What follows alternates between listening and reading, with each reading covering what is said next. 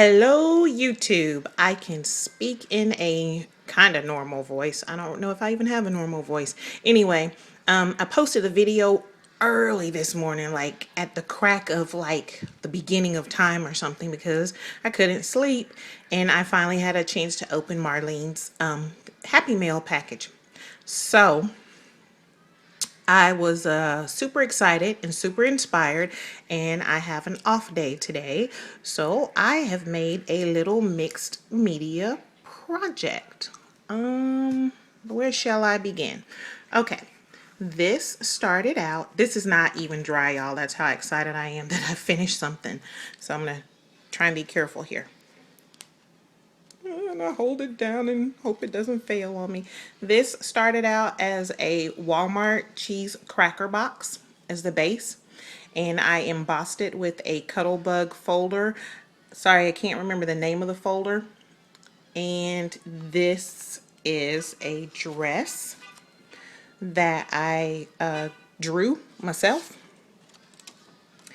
Marlene had sent me a bag of goodies, and in the goodies she had used this acetate printed paper, and I think this is K & Company, because I have a piece similar to this with the blue butterflies. Anyway, she had sent this as the backing of her package, and I decided to use it. I don't know if she meant for me to use it. I'm sure she meant for me to use it because she gave it to me. So there. So anyway, I drew my own little dress out of the acetate, and then I used gel medium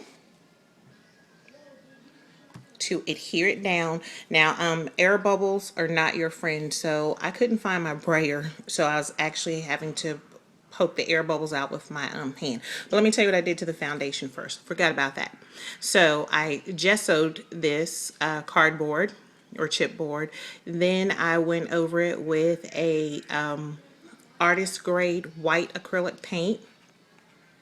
And then I used various glimmer mist. Hopefully you can see them. I used old lace, and I used iridescent gold. I used the homemade one that I'm still using from those LA Colors eyeshadows. And I misted it all over. And you can see it in various places. So I let that dry. It's actually been sitting for a couple of days because I was going to make a tag out of it. And I just didn't get back to it due to schedule and whatever. So anyway, with all the pretty goodies Marlene gave me, I got some inspiration. And here is what I came up with. So there's my dress cut from Marlene's acetate, printed acetate. I went around it after I adhered it and squeezed all the air bubbles out and pressed it down within an inch of its life, and I hope it stays. But if it doesn't, you know, it's for me, so it's okay.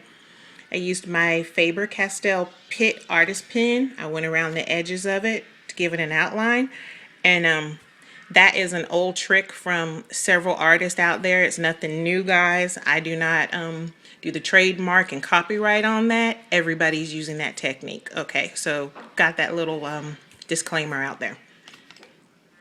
Then remember a couple of weeks ago I found these 2-pack Sharpies in the copper on clearance at Target. So I randomly threw out, went back over it with little bits of copper to give it some bling without using bling. And then this is another technique, guys. It's not new to me. It's probably not new to you. You've probably heard about it. If you haven't, here's a disclaimer. I didn't come up with this. Probably no one knows who came up with this idea. You take bubble wrap and you put your ink or your paint or whatever and you stamp it. There you go. Simple. Doesn't cost you a thing. So there's some of that with the Timber Brown StazOn ink. I did that in various places. I also did it, kind of didn't come out as well, but it's okay, along the edges of the dress using this. This says tarnished brass. It's the color, y'all, but that looks gold to me because that Sharpie pen right there is supposed to be copper, and then that's supposed to be brass. I don't know. Maybe I don't know my metals or jewels because I don't own any real metals or jewels, so whatever. But anyway, that's just a little FYI. So what else have I done? Oh, this is a Dollar Tree rose. So there was probably, I think you get about 7 or 8 roses in there in the bunch for $1. You couldn't beat that. And it may be a little bit out of scale, but I don't care. I like it. I like it. So that's on there. I made a little paper wrap out of the cardstock Marlene gave me. Edged it with the copper pin, copper Sharpie. Wrapped it around the stem of my flower. This is a doily piece, and I don't know, I can't remember if Johnny gave me this or if Lydia gave me this, but either way, I thank both of you ladies, because y'all did send me some laces and some crochet stuff in your racks, and I love it, and I'm finally getting to use it. Go me. So there's a little bauble Marlene gave me, and it's flat back. These are some pearls from Walmart's Dollar Bin.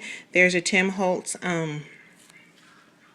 pinhead, I think you call them, and this one says memories.